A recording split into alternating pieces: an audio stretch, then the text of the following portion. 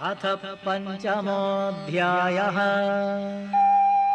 अर्जुन उवाच सन्न्यासं कर्मणां कृष्ण पुनर्योगं च शंससि यच्छ्रेययेतयोरेकं तन्मे ब्रूहि सुनिश्चितम्।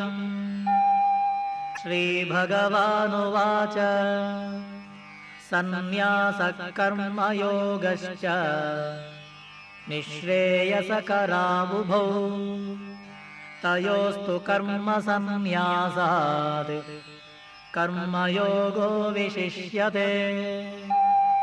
ज्ञेयः स नित्यसन्न्यासी यो न द्वेष्टि न काङ्क्षति निर्द्वन्द्वो हि महाबाहो सुखं बन्धात् प्रमुच्यते। साङ्ख्ययोगौ पृथक् बालाः प्रवदन्ति न पण्डिताः एकमप्यास्थितः सम्यग् उभयोर्विन्दते फलम्। यत्साङ्ख्यै प्राप्यते स्थानम् तद्योगैरपि गम्यते। एकं साङ्ख्यं च योगं च यः पश्यति स पश्यति। सन्न्यासस्तु महाबाहो दुःखमाप्तुमयोगतः। योगयुक्तो मुनिर्ब्रह्मा न चिरेणाधिगच्छति। योगयुक्तो विशुद्धात्मा विजितात्मा जितेन्द्रियः। सर्वभूतात्मभूतात्मा कुर्वन्नपि न लिप्यते। नैव किञ्चित् करोमीति युक्तो मन्येत तत्त्ववित्।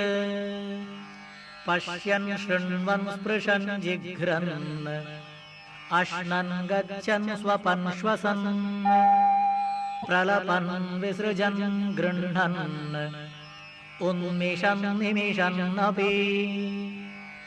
इन्द्रियाणीन्द्रियार्थेषु वर्तन्त इति धारयन् ब्रह्मण्याधाय कर्माणि सङ्गं त्यक्त्वा करोति यः। लिप्यते न स पापेन पद्मपत्रमिवाम्भसा। कायेन मनसा बुद्ध्या केवलैरिन्द्रियैरपि योगिनः कर्म कुर्वन्ति सङ्गं त्यक्त्वात्मशुद्धये। युक्तः कर्मफलं त्यक्त्वा शान्तिमाप्नोति नैष्ठिकीम्। अयुक्तः कामकारेण फले सक्तो निबध्यते। सर्वकर्माणि मनसा सन्न्यस्यास्ते सुखं वशी। नवद्वारे पुरे देहि नैव कुर्वन्न कारयन्। न कर्तृत्वं न कर्माणि लोकस्य सृजति प्रभुः। न कर्मफलसंयोगं स्वभावस्तु प्रवर्तते। नादत्ते कस्यचित् पापं न चैव सुकृतं विभुः। अज्ञानेनावृतं ज्ञानं तेन मुह्यन्ति जन्तवः। ज्ञानेन तु तदज्ञानं येषां नाशितमात्मनः। तेषाम् आदित्यवत् ज्ञानं प्रकाशयति तत्परम्। तद्बुद्धयस्तदात्मानः तन्निष्ठास्तत्परायणाः गच्छन्त्यपुनरावृत्तिम् ज्ञाननिर्धूतकल्मषाः। विद्या विनय संपन्ने ब्राह्मणे गविहस्तिनी शुनि चैव श्वपाके च पण्डिता समदर्शिनः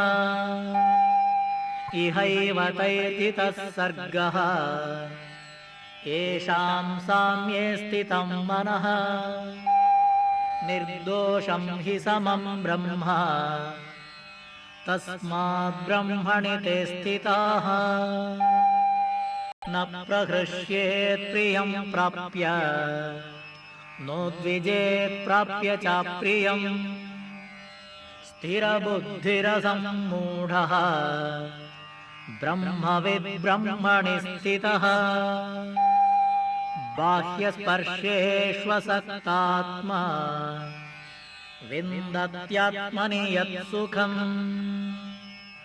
स ब्रह्मयोगयुक्तात्मा सुखमक्षयमश्नुते ये हि संस्पर्शजा भोगाः दुःखयोनय एव ते आद्यन्तवन्तः कौन्तेय न तेषु रमते बुधः शक्नोति हैव यः सोढुम् प्राक्शरीरविमोक्षणात् कामक्रोधोद्भवं वेगम् स युक्तः स सुखी नरः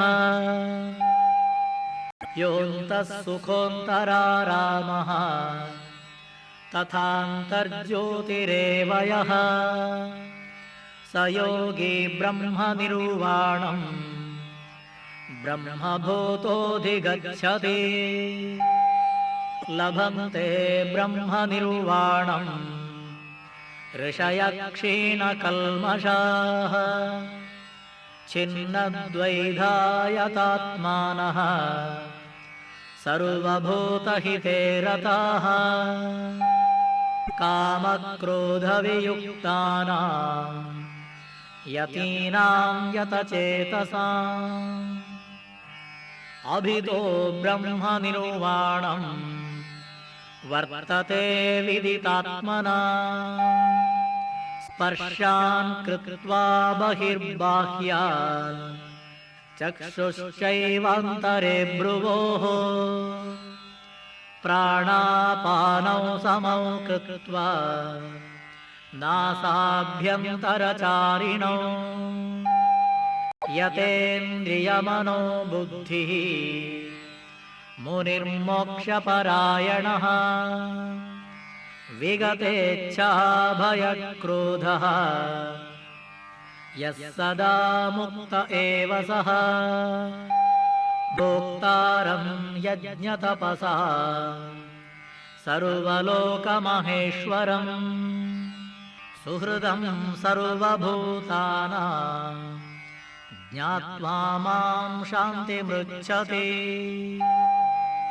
ॐ तत्सदिति श्रीमद्भगवद्गीतासु उपनिषत्सु ब्रह्मविद्यायां योगशास्त्रे श्रीकृष्णार्जुनसंवादे कर्मसन्न्यासयोगो नाम 5मोऽध्यायः।